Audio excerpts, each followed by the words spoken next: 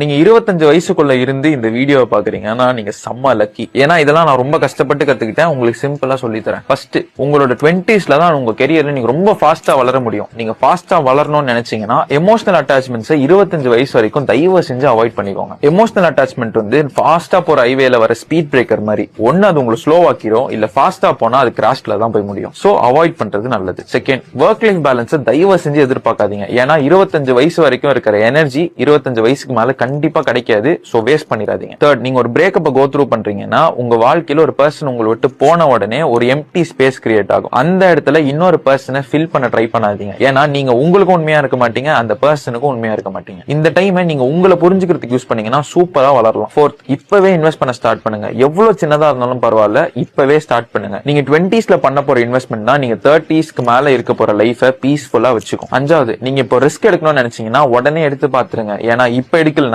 அப்புறமா எடுக்கவே முடியாது.